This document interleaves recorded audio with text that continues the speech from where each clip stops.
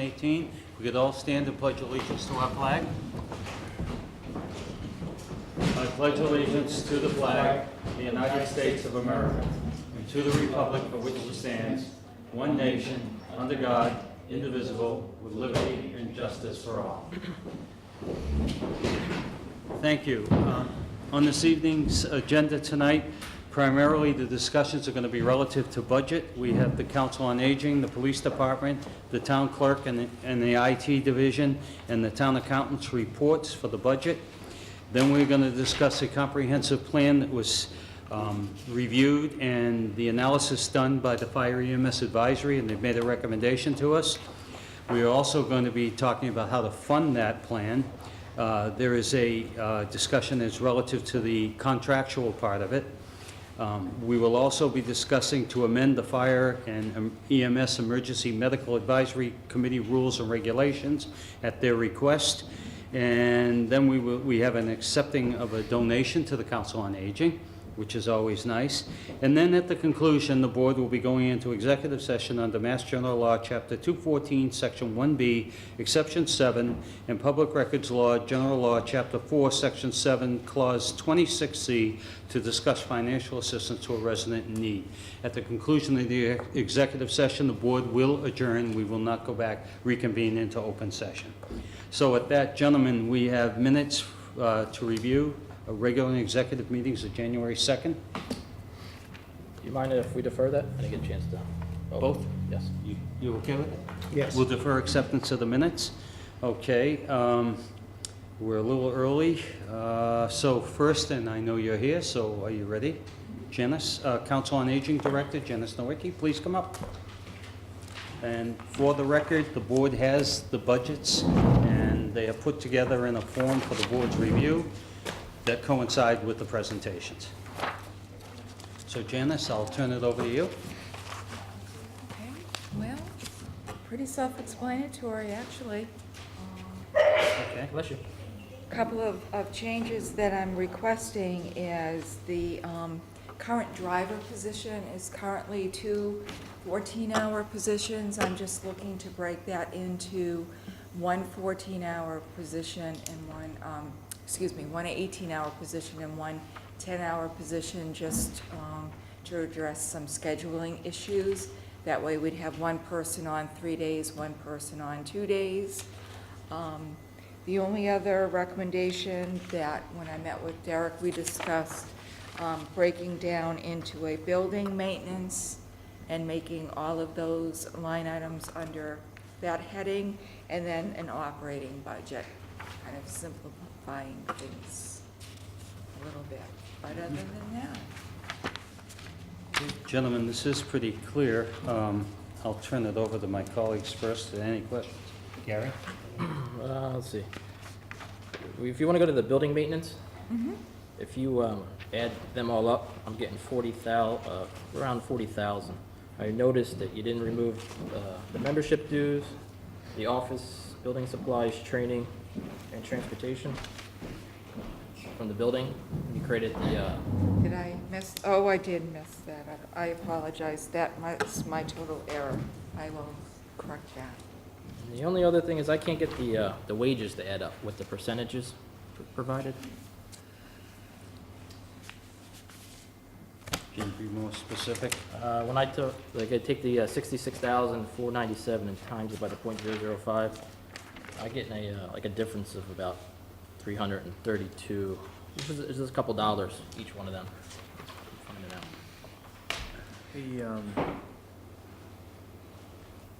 The discrepancy here is the FY18 budget. Just using the director's salary, for example, is 66,500, and Janice put in 66,497. I think that's the discrepancy with the FY19 requested item of 66,833. Janice, is that fair to say? Yes, Well, for a record, it still comes out to 0.5%. right. Correct. Yeah. It's around, yeah.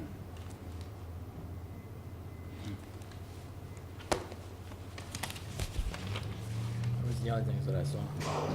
Okay.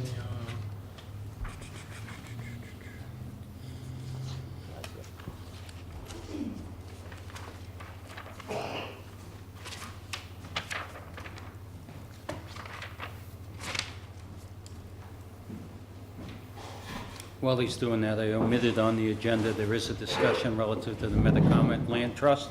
That's why there are some people on the right side, or left side of the room. So we will discuss that as well. The last thing is cell phones. Is that gonna be moved over to, the town clerk's budget, or is that gonna stay in yours? Because I know she has, she's creating a, what was that, information management budget? I wasn't sure if all the cell phones were moving into that, or if certain departments were gonna keep their own individual cell phones. We haven't had that conversation yet. I thought most of them were in the telephone budget. Do we have some cell phones, your cell phones are not included? Are you looking at the telephone's meal site? No, I'm looking in, transportation, it says gas maintenance, cell phone, and upkeep. Yeah, that should be deleted. Yes, everything It is is, under, I did one where I was in. yes, yes, that should be deleted from That's there. all I, Steve? No, Gary, I think you got everything. Yeah, it's kind of hard to argue with the amount of increase. yeah, it's zero everything else. Yeah, It's basically zero flat budgeted, so I have no comment either. No. Okay.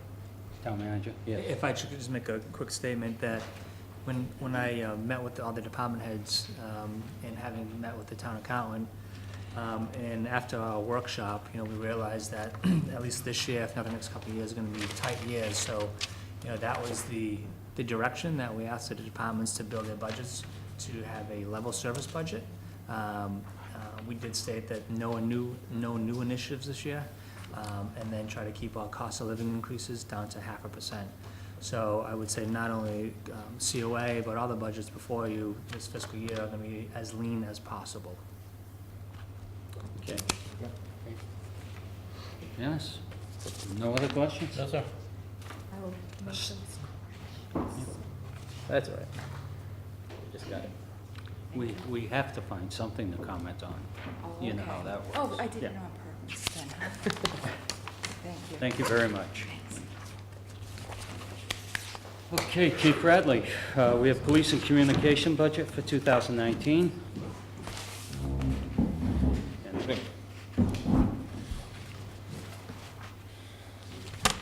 Please, Chief. Okay, I will go through the budget as we have in past years. Obviously, any questions, just stop me and I'll try to explain it further. So if you look on page 2, you see a budget statement. It talks about a 0.5% increase added to non-contract, non-union employees. A couple things that we've looked to, we have increased in this budget. As a new line item has been added to the overtime account to provide expanded coverage for military leave. Right now I have 2 officers that are in the reserves. And the town personnel bylaw allows for 10 days of military leave, which is generally sufficient for departments that don't work weekends or on a rotating schedule. Unfortunately, in addition to their 2 weeks of annual training that they have to do when they have their 1 weekend a month, oftentimes it falls on when they're working weekends. Working a 4 and 2 schedule, they only have a weekend off every 6 weeks. So what I'm looking to do is I've asked to be put on the Personnel Board's agenda to discuss the military leave policy for the town and to adopt the Massachusetts statute, which allows for 17 days of additional leave time for reserve military employees, additional time. So I built into my budget coverage for military leave, which is about $10,000 to cover these 2 employees during the military training for the year. So that's one of the highlights in the budget. Also, there's some increased training fees. As you know, more than half the department will be retiring in the next 5 years. So we have a considerable learning curve for different roles and responsibilities in the department. So we've made some adjustments there. Also, you'll see in the budget, there is grant funds for our regional dispatch with the town of Hopedale, school resource officer fees that are in the revenue budget. Also, the 911 training grant offsets some of the dispatch wages that you'll see in the budget. So with that, wages, you can see I have a change of 1.09%. And if you turn to page 3, there's an outline of the wages account. And you'll see there's a zero change for most of the employees, because this is a contract negotiation year, so obviously these numbers are subject to change depending on negotiations. If you look at some of the discrepancies here for patrol officer number 5, number 6, and number 9, those are new employees to the department. So patrol officer number 5, the new officer for FY19, his salary is set at a step 2 in the contract, which is about a 5.5% increase over step 1. But he's replacing an officer that had a master's degree and was at his top step. So that's why you see a reduction of $9,500. Step 6, a similar situation. A new officer is replacing a 10-year officer that left. And there's only a $1,900 reduction. The new officer coming in has a bachelor's degree, which he gets an additional percentage. The officer leaving did not have a degree. Patrol officer number 9 is also a new hire. It was in the FY18 budget, budgeted for $60,569. That was based on a entry-level officer with an associate's degree. We actually hired the officer has a bachelor's degree, so he's entitled to a little bit more under the CBA, and that number reflects his second year working here, which he would be at a step 2.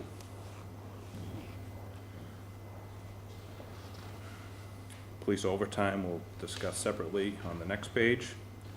Police Education Incentive Program, I put in for a $6,000 increase, which is about what the payments are predicted to be with the additional officer, and we're finding that officers are taking more and more advantage of that program.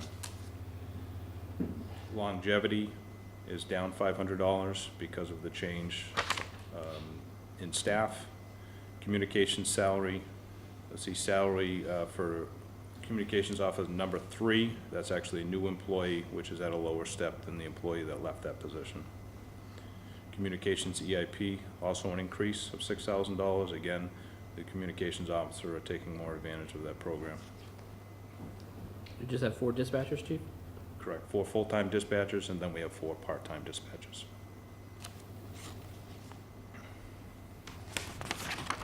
Okay, moving on to police overtime. So police overtime consists of vacation, holiday coverage, sick time coverage, officer in charge pay, shift differential, investigations and emergencies, court time, special events, fireworks, parades, road races, etc. Military leave is the new item that I spoke about previously. A regional dispatch stipend, which is in there, it's in my contract for managing the regional dispatch system. A detective stipend, that's a contractual item, and holiday pay, which was added to the contract for officers working Christmas in the last contract. Questions about overtime? Gary? Now, we discussed some things earlier. Okay. We did discuss about if you ever exceed your special events for fireworks in like road races and parades, and I was just wondering if we should ever start charging non-profit organizations or, profit organizations for your cops. Generally, it's nonprofit organizations, VFW, school system, so forth, that we're providing these things, coverage to. Parades, Loyalty Day Parade, so forth, those type of things is what that line item is used for. Fireworks celebration as well. It seems like most of the people that utilize this to give back to the community in one way or another, so. Correct. When we talk about police overtime vacation coverage, if you add up everybody's vacation time in the department, it's about 526 days per year that we have to cover. What this budget does is it gives me coverage for 180 days of those 526. So if we have, now, when we get back up to full staff, when we have 13 officers, including myself, when they have shifts that have 3 people on a shift, somebody takes the day off, we don't cover it. This 180 days covers the midnight shift when people take time off because we're at limited staff on the midnight shift, and to cover other vacations and different items throughout the year. Okay, Steve? any questions? I guess 2 quick questions. Getting back to the educational incentive program Yes. under the police and under communications. Can you just kind of briefly, what does that entail?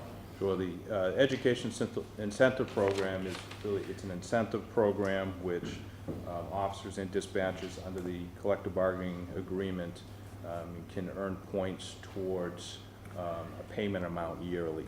And what that includes is points for doing a PT test, points for not taking sick days, doing training on their own time, doing monthly policy tests, also attending a monthly training event on their own time, which they don't get paid overtime for.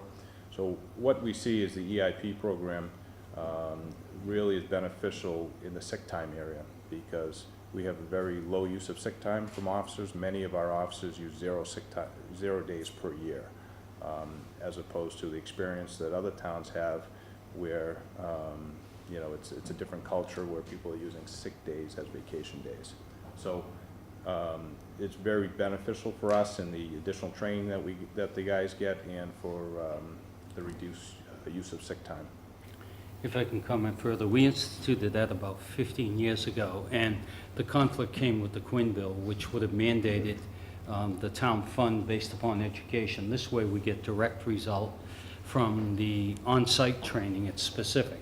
So instead of someone going to school, and I don't want to be this facetious, but getting a degree in history, they're getting training with accident reporting, rate prices, counseling, all the beneficial ones directly to the town. And the point system was, to the chief's point, weighed so that the town gets a direct benefit and does the employee. And it's actually a morale issue within the department. I've seen that happen, where they take a great deal of pride in their training and things that they've accomplished. So it's worked out well. And the state happens to have withdrawn a lot of the funding for the Quinn bill, so, You know, one great example of it is we have a monthly training meeting. If we didn't have the EIP program and I wanted to get everybody in monthly to have a department meeting, I would have to pay them 4 hours each, a minimum amount to get them in for that meeting. Under this EIP program, I can have them in for a training event or a meeting once a month for 2 hours, and they get credit through the EIP program rather than overtime. Are the payments equivalent to the Quinn bill or a little less? Well, it's capped at $5,500 is the payment, so it was an alternative to the Quinn bill that was much cheaper for the town when it was designed. So depending on what form of Quinn your town has now, you know, it varies from town to town right now. okay? Chief? Okay, police training wages. This is our training line item. It is training, all officers are mandated to have training in CPR, first responder, firearms, legal updates, use of force certifications, as well as other seminars, conferences that benefit the operation of the department. So you see mandatory in-service training, 12 officers, 1 day per officer. Specialized training, which may be arson investigations, sexual assault investigations, accident recon, something along those lines. Certification training, which we do yearly, breathalyzer, OC spray, taser training. Critical incident training, which is another line item, so we'll do an active shooter training or some type of tabletop discussion. And then the bottom one is firearms training.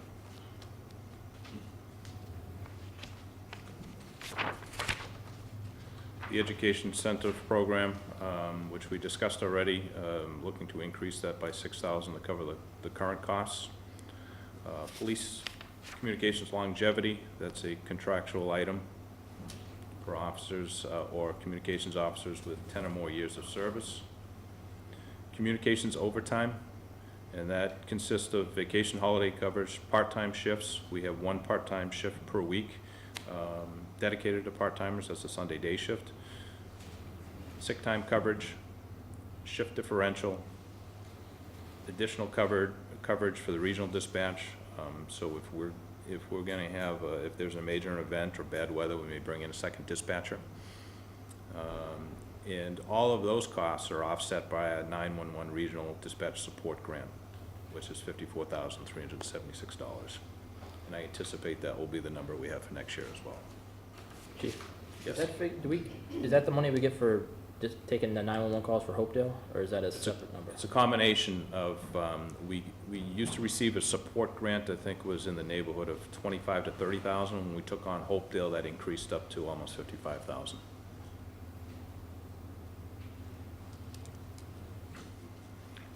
Communications Educational Incentive Program, an increase in that. Communications training. So right now, we are receiving a $25,000 grant for 911 in-service training and grant-approved courses. Also, in the budget is $5,000 for new hires. When we have a new hire or a new part-time communications officer, most of the training is reimbursable, but the field training or the training on the desk and on some of the town's procedures is not covered by the grant, so that's what the $5,000 covers. So the other $25,000 is covered by the 911 training grant, which was increased this year from $10,000 to $25,000 because we are a regional center.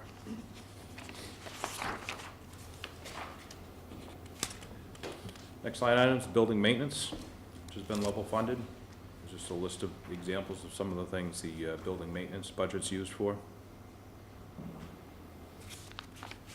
Computer maintenance line item.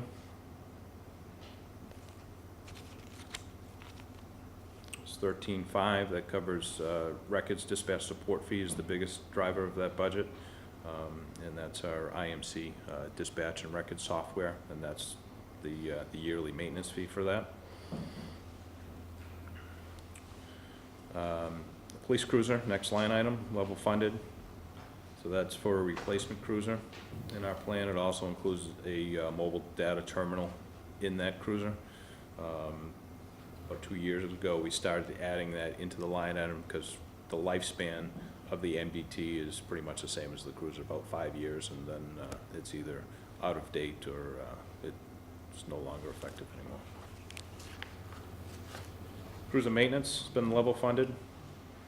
Who does your cruiser maintenance, or is it different depending on the situation? It's a combination of the DPW mechanic, or it could be the company we buy the cruisers from, MHQ. So there are some things that the DPW is not able to do, such as tires or some other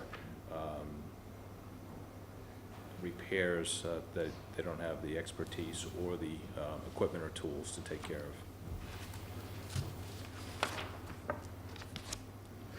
Cruiser gas, level funded. Police clothing expense has gone up with the additional officer. General expenses, level funded. Again, an example of some of the things that the general expense line item is used for.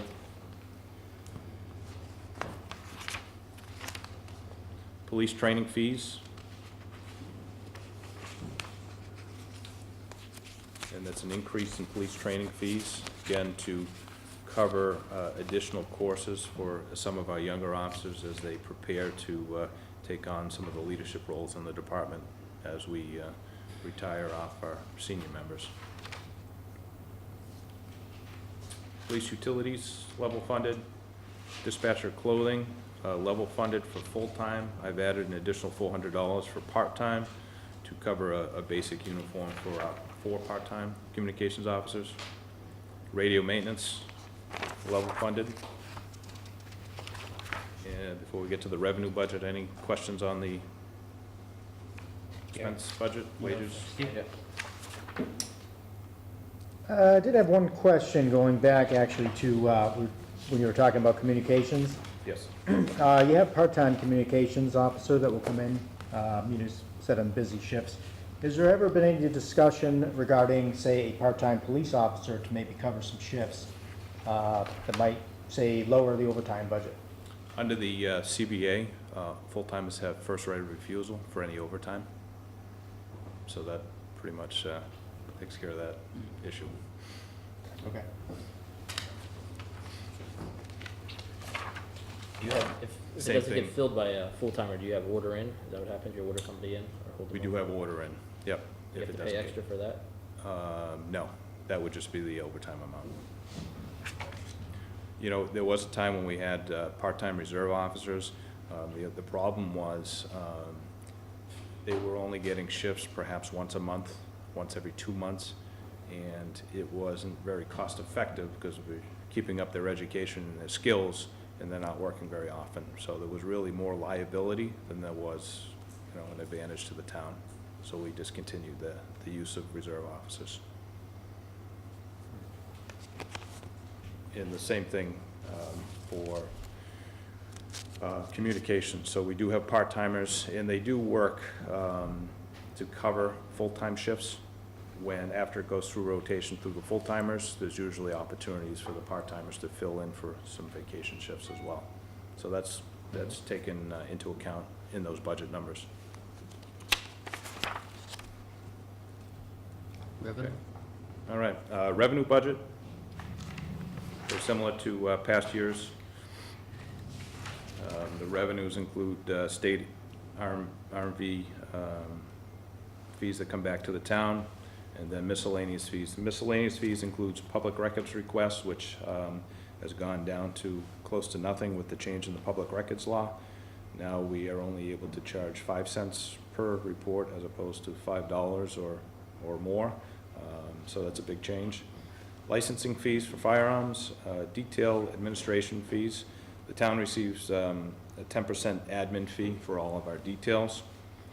School resource officer fee. Each school district, both Mendon Upton Regional and Blackstone Valley Tech, pays $25,000 per district for our school resource officer. So that's not reflected in the budget, but it's in the revenue budget. That money goes to the general fund. Along with, there's a separate regional dispatch fee which Hopedale pays for our services. And that number also goes into the general fund, not into the police or communications budget. And then you have a warrant article. And I do have a warrant article. So the warrant article is for a live scan fingerprint machine. It's approximately $20,000. And that allows us to capture fingerprints for arrests, sex offender registrations, firearms, license processing. It would replace the old ink card system, which is a little outdated, to say the least. Right now, if we have an arrest and we're having a difficult time identifying that person, we have to take them to a neighboring department. So we've used Grafton, we've used the state police up in Millbury, we've used different locations. So there is a warrant article. There may be an opportunity for some funding from a recent earmark, which may remove this from the budget. So, If you recall, Senator Moore and Rep. Meridian were here, and they talked about the $27,000 earmark, and a few weeks ago, we heard from the governor's office that they may be releasing that money. So the chief and I talked, we thought that money would be most appropriately spent on the fingerprint machine and some other law enforcement equipment. Makes sense. Gary, any further questions? No, and I agree 100% with that. If you do get that earmark money, apply it towards this. No questions. Okay, Chief, well done. As the procedure goes, if any of us have questions, we can reach out to you Absolutely. independently outside the meeting. Yep. So, but thank you. thank you. Very good.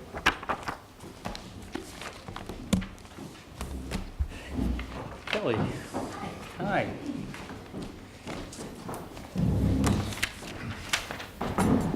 So the chief was really clear, so I'm gonna sound like I'm a mess.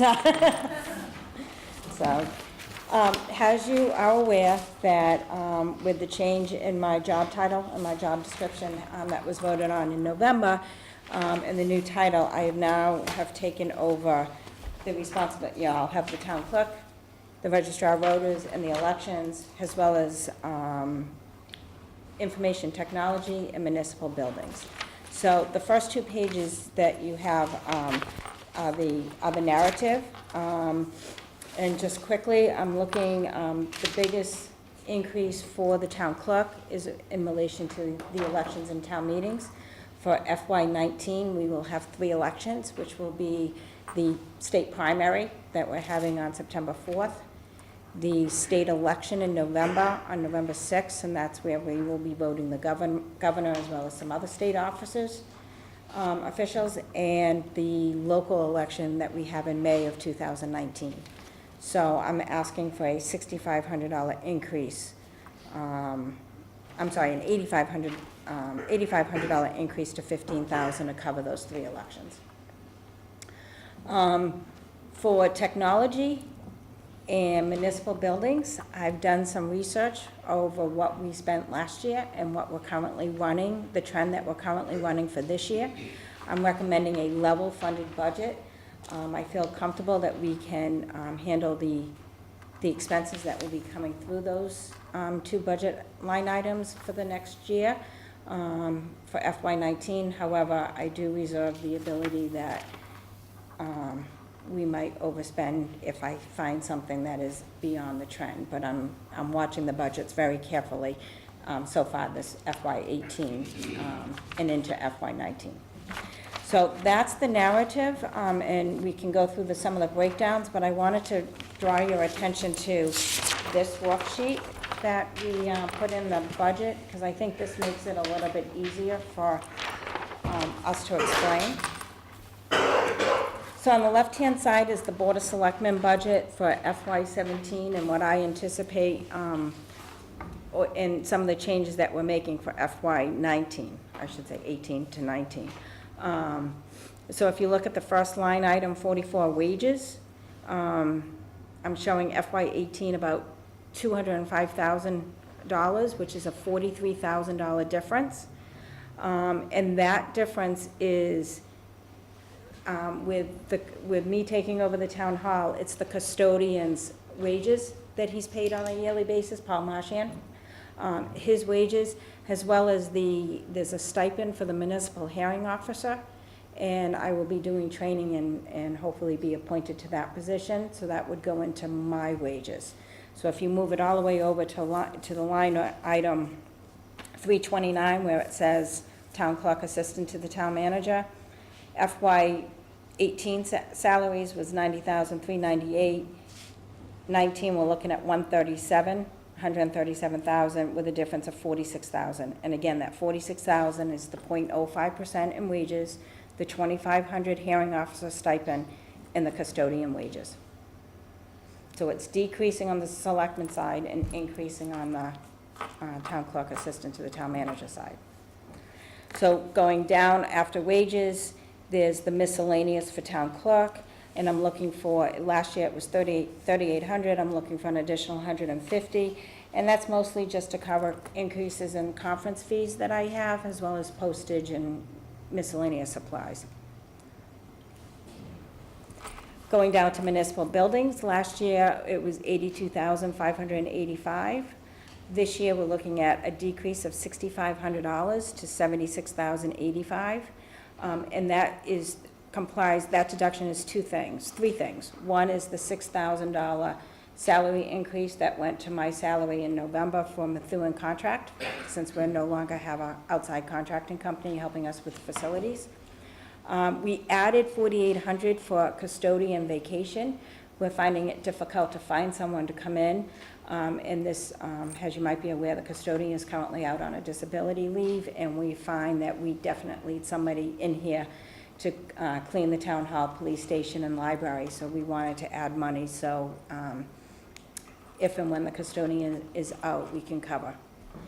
And the last is, for some reason, when the building maintenance budget was prepared the last couple of years, the copiers, when we came into town hall, the copiers that we bought, or we rent, came out of municipal buildings, and I think that's more of an information technology expense.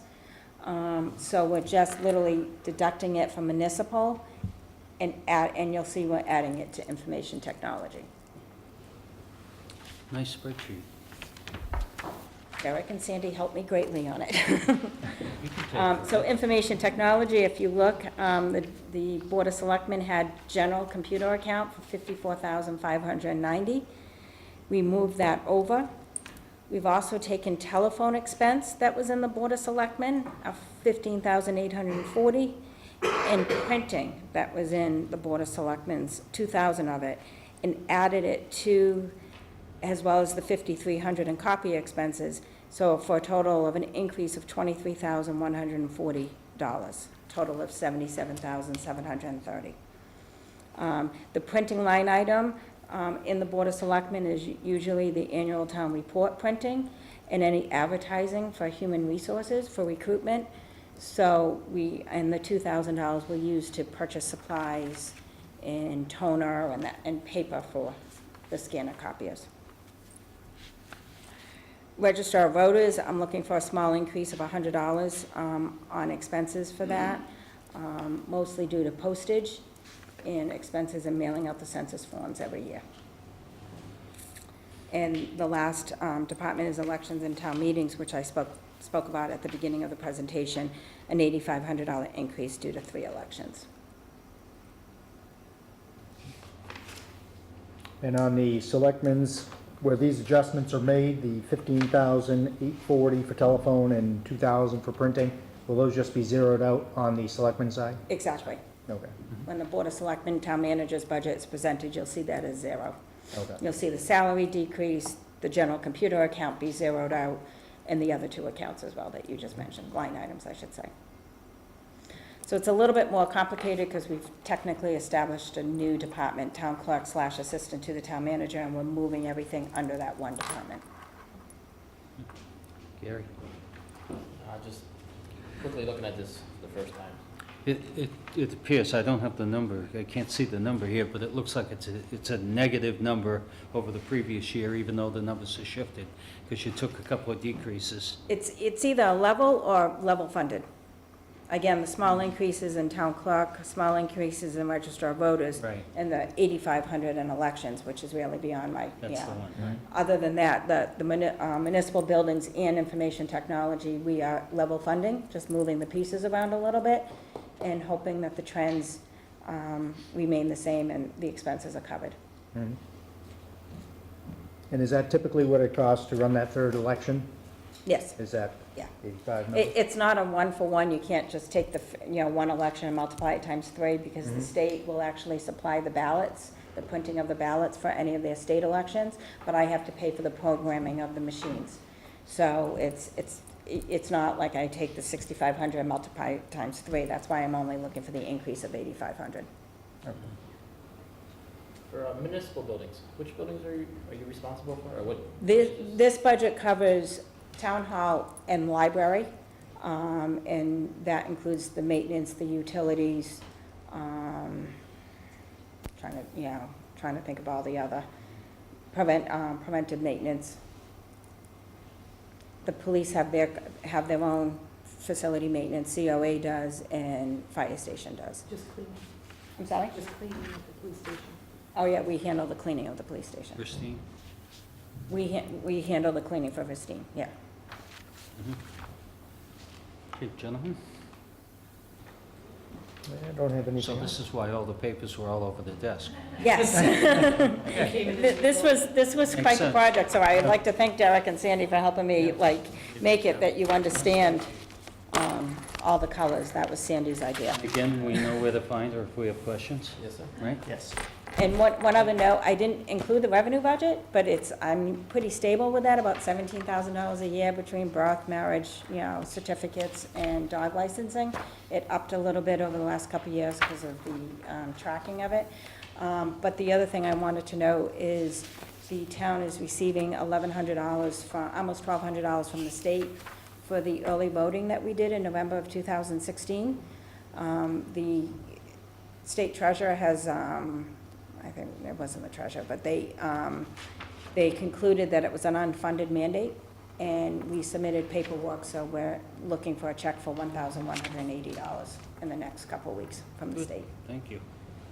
Well, thanks a lot. Thank you. The next one, you're going to handle the accountants, That's right. Derek will? So, as you can tell, and Kelly did a great job trying to articulate all the changes, and I think moving a number of those items over to her office is probably the most drastic you'll see, but you will see subtle changes moving forward with future budgets. And I'll use as an example, when you look at the town accountant's budget in the past, you can see that just a modest 0.5% increase for the town accountant's salary, and some minor operational expenses, for example, the accounting program, which will stay level funded, with an additional $1,000 for the audit.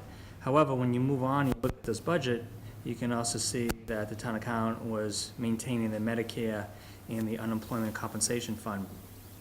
And so as I look through the budget and talk with Kelly and Sandy and others to try to align the budget with how we operate, I think it makes better sense to do that. So these two items, Medicare, I talked to our treasurer collector today, and given the fact that the payroll taxes fall under the treasurer collector, he has agreed to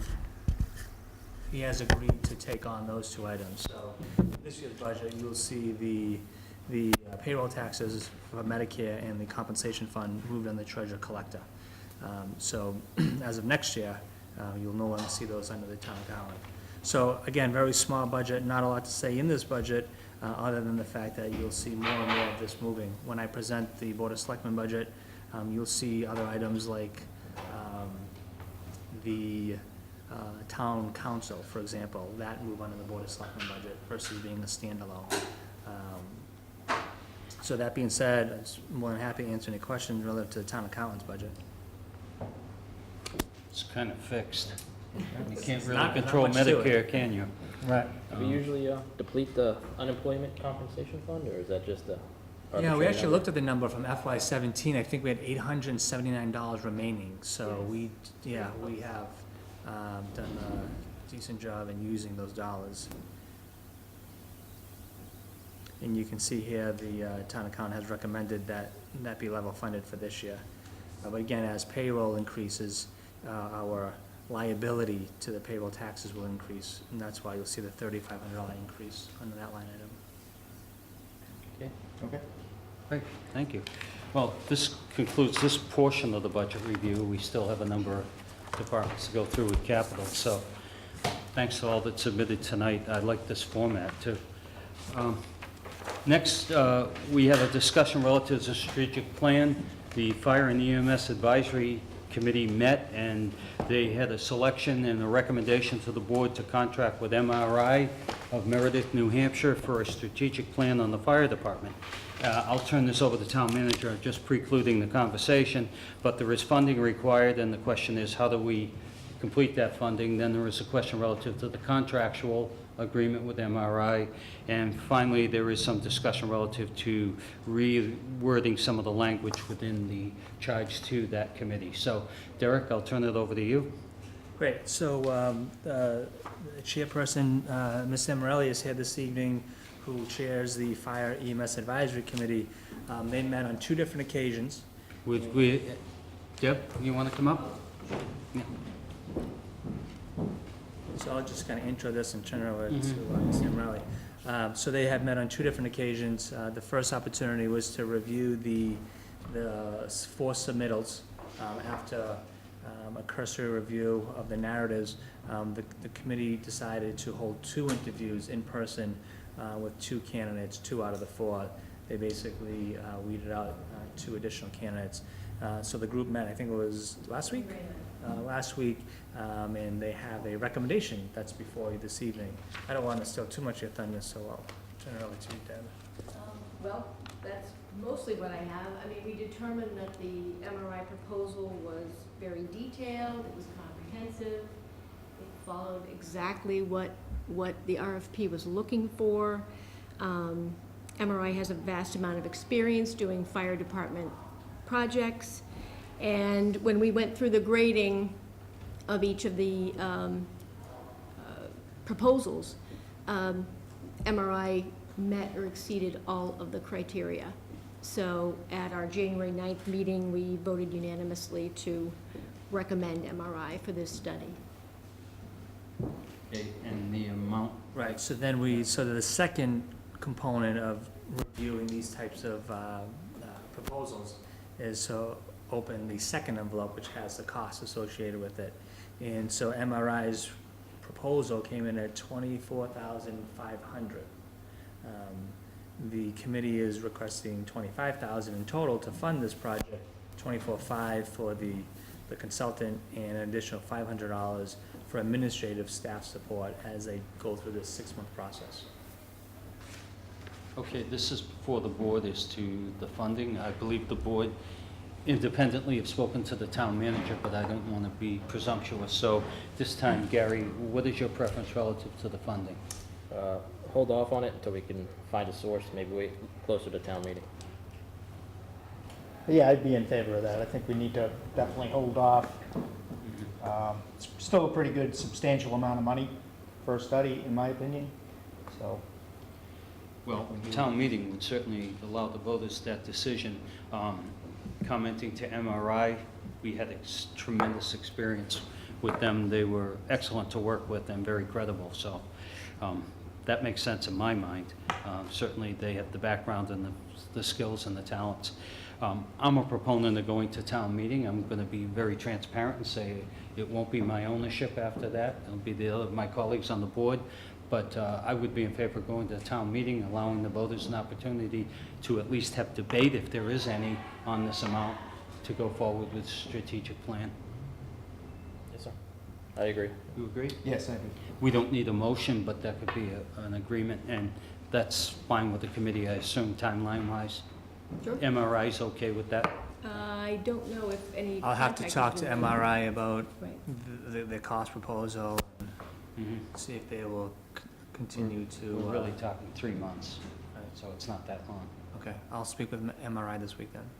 Okay, so we're in agreement that MRI will go before the voters for the funding, and the board is in agreement with MRI, can't go in the contractual until we have the funding. That's right. So unfortunately, there's no discussion of that. Okay. And then there was the discussion relative to the language change while you're here. We had also asked, if, you know, we had had considerable conversation about the structure of that committee and how it functions, how it works, and this board was open to any recommended changes to strengthen the actions of the committee. So I'll turn it over to you, Deb. So at our first meeting, December 12th, we discussed electing a chairperson, and I was elected chairperson for the committee. At our next meeting on January 9th, one of the members brought forward the rules and regulations and the section that deals with the chairperson. And it described in the rules and regulations that the chairperson needed to be a member of the committee for at least 1 year. And we discussed it and decided that that might be outdated for the current makeup of the committee and what the committee's doing. So we put forth and voted on recommending a change to the language that it would allow the possibility of a chairman not being a member for a year in order to be elected chairperson. That's not within the bylaw specific, it's in with the charge of it. Yeah, it's in the, it's called the Upton Fire and EMS Advisory Committee Rules and Regulations. Okay, so that can be affected, whereas the bylaw obviously requires town meeting. Right. So to discussion, Gary? So you can vote to change that on your own, is what I'm understanding? No. Or you want it? Yeah, it says that we discussed it and Yeah. reviewed. There is an amending of the rules and regulations section, but it says that we have to go to the Board of Selectmen Right. for approval of the language change. Right.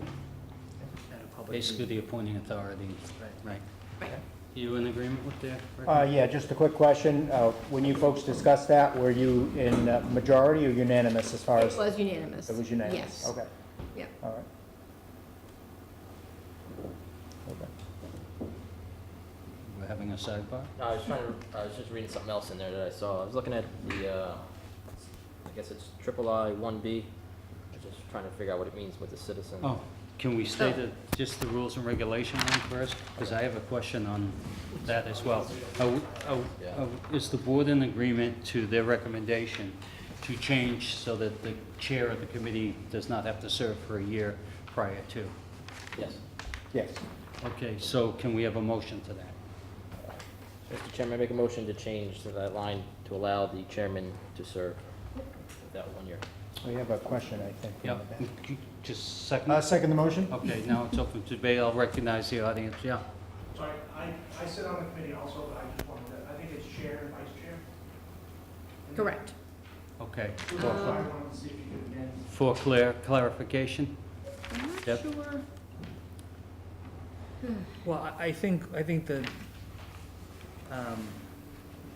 what you want to strike in that sentence, Right, It's what it says in the, right. exactly exactly. how it's stated in the agenda. So- That's the word you want to strike. Right, the chairman, it reads, "The members of the committee shall consist of a chairman and vice chairman. The chairman and vice chairman shall be elected annually by voting committee members at each December business meeting." And we want to strike the next phrase, which is, "and shall have served on the committee for a period of not less than 1 year, excluding the initial formation." The So, chief cannot hold the position of chairman. so we're basically striking the language which impacts it. Correct. Right. Right. Are we in agreement, gentlemen? Yes. There's a motion, there's a second, it's unanimous. So that's the motion to strike that line. Right, as it was stated Yep. in our minutes, in our agenda.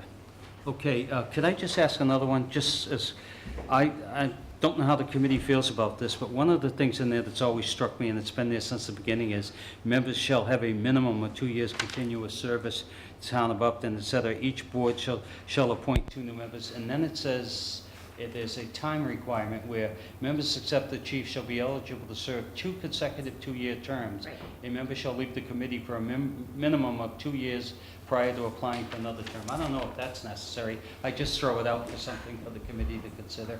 It sounds like they just didn't want a career person to kind of Correct. just sit on the committee for 15 or 20 years. They wanted to get some new blood. That was the intent. The rules and regulations also talks about 3 members of the committee, not 5. So I don't know, we may come back to you if we Please. have to have Yep, a language yep, change, because we right want now, it to be a functioning committee, and Right. whatever you recommend, I think this Yep. board's pretty much in agreement on. Okay, well, thank you very much. you're welcome. Okay, I believe we've taken care of that.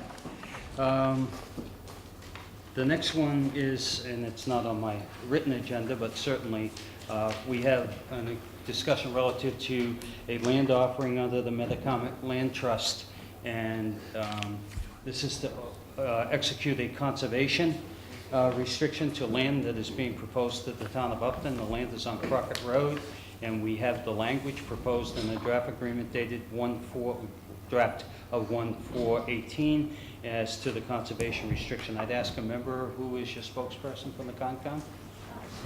All of you, if all of you want to come up, that's fine.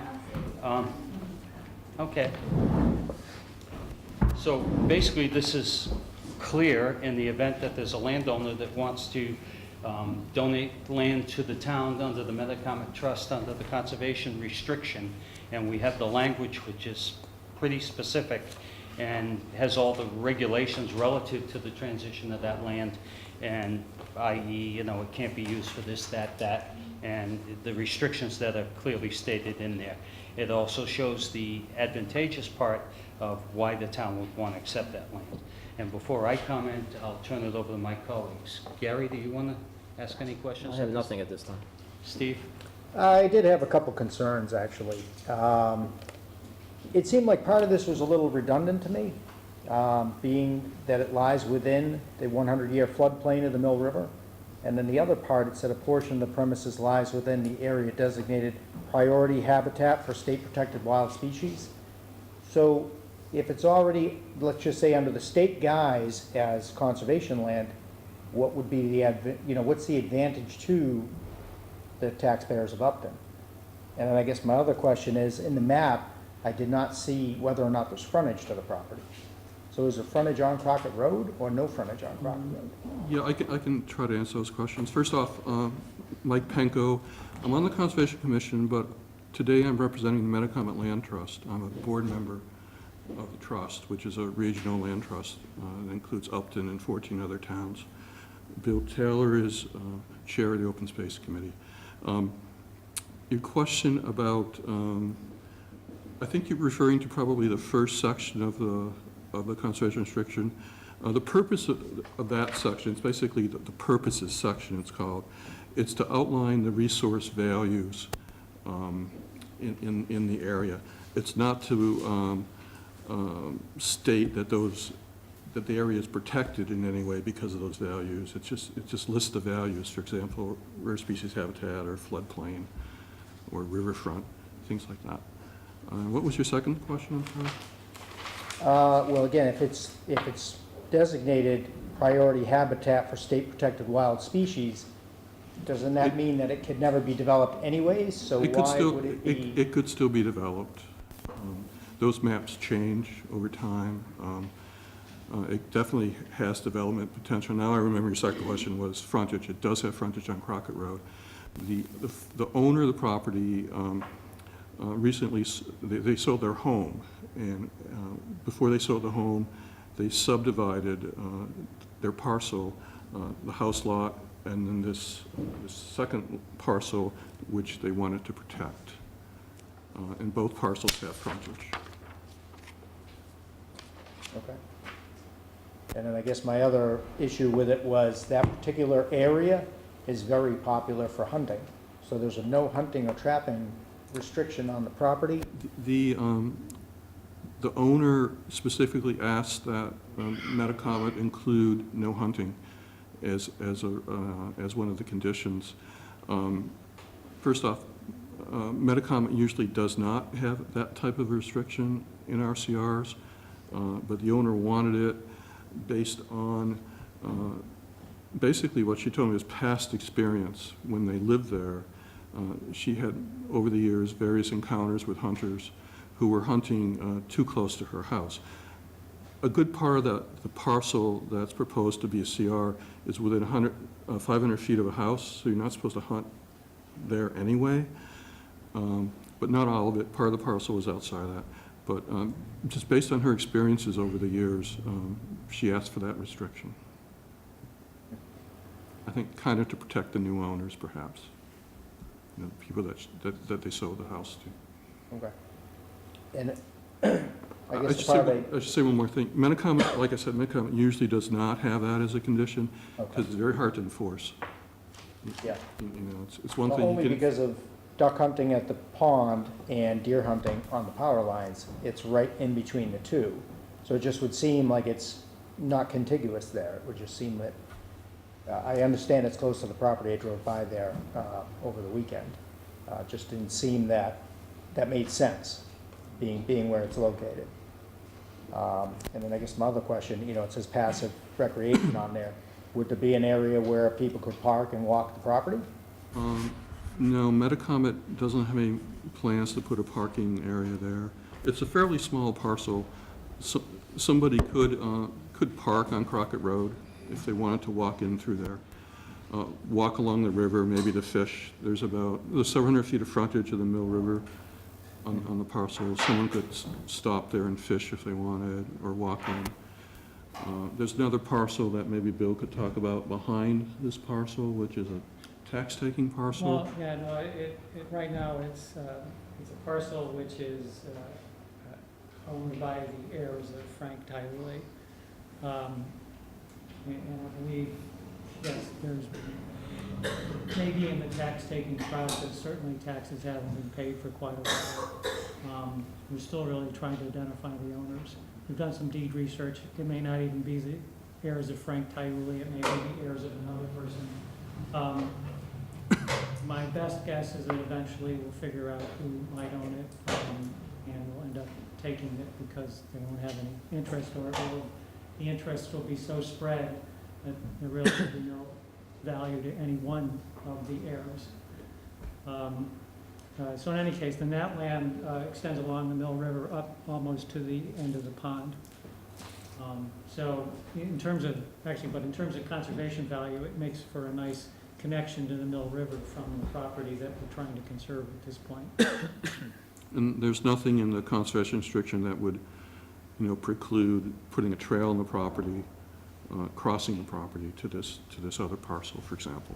In Metacomet, we don't have any plans right now to put a trail on there, but if there was a need someday, we would certainly probably look favorably at that. We have all sorts of trails on our properties, other properties. And So, about, yeah, and from an Upton perspective, a Conservation Commission perspective, Metacomet would continue to own the land, and they would be required to abide by the terms of the conservation restriction. The town's Conservation Commission's responsibility is to ensure that Metacomet is doing what they're supposed to as outlined in the conservation restriction. We hold at least one other conservation restriction jointly with Sudbury Valley trustees on the former Sweetwood Farm. The Conservation Commission has created a process to ensure that we are visiting these properties annually to ensure that the owners are not doing what they're supposed to under the conservation restrictions. and that was really my concern. I know we had a problem there once before where we have that property, but we don't have access to it. So, I hate to acquire this restriction and then residents can't use the property or have the ability to park and walk on the property. No, So that's really my concern is, In this case, there's definitely it's called out that passive recreational use is permitted. So it would be open to residents of town or anyone else who wanted to walk there. and there is frontage on Crockett Road. There is frontage on Crockett Road, yes, Okay. sir. Hey, Gary, you have any before I ask? Just, how large is this parcel now? I don't see that. 2.78, What's that? 2.78 acres. As an assessor, do you know how much we make on taxes on that? I would, so it would be probably assessed at round numbers, roughly 200,000, so 200 times 18 is $3,600, right? Okay, now that's if it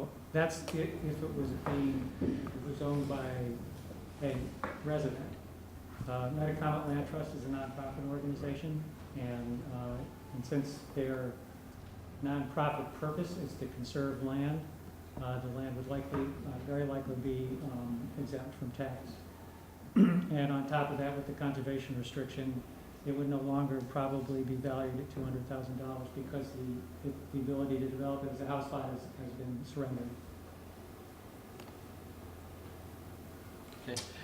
I have some questions, and excuse me if I'm redundant, but you had stated that the landowner split the property? Yes. Was originally how big and what was it split? I'm not exactly sure the original acreage, but you remember? It's maybe They 7 split off acres roughly. half of the Yeah. property. And the rationale was it's not developable. I'm wondering why somebody would split the property if it's, Well, the owner wanted to preserve this parcel, or see this parcel, part of the property preserved. so they split it for preservation purposes? That's right. Knowing, okay. So, so they split the property and now they've come to the town for half of what they used to own and they're asking the town to take it. No, Well- the town's role in this would be to hold the conservation restriction. Well, my concern is it's off the tax rolls, let me be honest. Yeah, so, I mean, I got an acre behind me that's underwater, I'd love to donate it to the town, but, Yeah, so in this case here, they're donating the land to Metacomet Land Trust. And again, as a nonprofit. I understand all of that, I'm very familiar with it.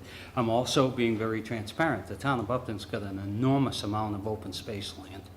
We have, I don't know how many acres, but it's very substantial. Peppercorn Hill in itself is well over 100 some odd acres, and then go on and on, forget the state forest aspect. So I'm just throwing out the question that nobody wants to ask. At what point do we say, okay, we have enough open space, are we gonna be depleting our tax roll? Because I could come along and say, you know what, I got an acre behind me, I'd love to donate it, it abuts Peppercorn Hill, makes all the sense in the world, it's endangered species down there, and I get rid of $3,500 a year taxes. Is that not honest? Yeah, but I think to the extent that somebody wants to do that and they donate it to a nonprofit. But the fact is, what I'm trying to say is that we're gonna lose the tax revenue by virtue of that donation to a nonprofit. In this case here, the town's role is really to ensure that the donor's wishes to perpetually maintain that as not as protected land are adhered to. Fact is that Metacomet, if we don't take the conservation, if we decide not to enter into the conservation restriction, as long as Metacomet holds that land, we will not, the town will not earn any tax revenue on it, regardless of whether or not we. So, I'm confused. Are you saying Metacomet has an agreement for that land at present? Yes, I mean, this is really like. Okay, that like- hasn't been clear from the beginning. Well, this is a two-phase transaction. The first phase will be, the current owner will donate the land to Metacomet, and then immediately, Metacomet will grant a conservation restriction to the town. And we're doing this for two reasons. One is the owner wants to see some in perpetuity, and just donating land to a land trust does not protect it in perpetuity. Most land trusts, the last thing they ever want to do is sell the land that they manage. But the fact of the matter is, just because a land trust owns a parcel, if it's not permanently protected by conservation restriction, it's not permanently protected. Okay. And recently, Metacomet has been encouraging people who are donating us land to take this second step. And we've been trying, not all of our properties are protected with conservation restrictions, but going forward, we are trying to protect our new acquisitions with conservation restrictions. And this is an example. Another example is we were just donated 40 acres in Sutton on Stevens Pond. And we talked to the donor, and it was agreed that we will, within a year, have a conservation restriction on the property, which would, ensure it's protected for long term. This is a much smaller example, but that's what we're trying No, to do but here. it's, speaking for myself, it's a little more convoluted than I thought it was. I thought it was a basic going to Upton saying, I'd like to ask for 2 weeks isn't going to set, there's no timeline on this. I'd like to ask if the board can defer it to our next meeting. I'd like to at least get an understanding of what it is before I act. I'm not representing myself, I represent the town, so I think it's important that I have the correct information at the time I go forward. And believe me, no one knows better what you people do. You work very hard and you do a great job of representing the town, but there's two sides to every argument, and I'd just like to get the other one. So, Gary, any comment to that? No, sorry, I agree. Steve? I agree, Yeah, so if you don't mind, 2 weeks, it's still on the table, and we'll leave it on our agenda and we'll revisit it. And at that time, all the Ts will be crossed and the Is will be dotted, and the conversation will be clearer. Okay? If you have any questions in the interim, Yeah. let us Oh, know. he's in the town hall all the time, so I know where to find him. Yeah. Okay. Yeah, I'm happy to answer any questions, just. Yeah, I probably will reach out to you. Just stop on in. Yeah, because we could go for another hour, and then if we make a motion and then we say, oh, we didn't realize that, so let's play safe. Or if we wanted to walk the property, you'd be available for that? Yeah, sure, I'd be happy to do that, and I know that Mike would as well, if I'm not available, or. Okay. Okay, well, Great. thank you for coming in. Okay, thank you. What are you doing? Okay. Okay, that concludes that. We have an award, donation made to the town of Upton. I'll read this. The Council on Aging received a generous donation of $100 from an Upton resident, Carolyn Dixon. Ms. Dixon would like the money to be used to purchase Upton Bucks for seniors who have limited funds. They could be used for lunch, transportation, and programs at the center. I respectfully requesting that we accept this donation. Thank you. And again, as it said, it's all going back to the seniors. So I would ask the board, would you like to make a motion to that? Mr. And- Chairman. Go ahead, please. Mr. Chairman, I make a motion to accept the $100 from Carolyn Dixon to be used as Upton Bucks for seniors. Second motion. And I'll make that unanimous, and thank you very much. It's always nice when people come forward. You know, the other thing is, and you can't say it enough, there's a lot of people that give a lot of time to this town, and I won't look at some of them, but they donate an enormous amount of time, and if we had to go out and employ that labor, it would be very difficult for us to match, so, but thank you to Mrs. Dixon. Okay, are there any questions from the audience before we move to executive session? There being none, the board will be going in an executive session under Mass General Law, Chapter 214, Section 1B, Exception 7, and Public Records Law, General Law, Chapter 4, Section 7, Clause 26C, to discuss financial assistance to a resident in need. The board is in executive session, and we will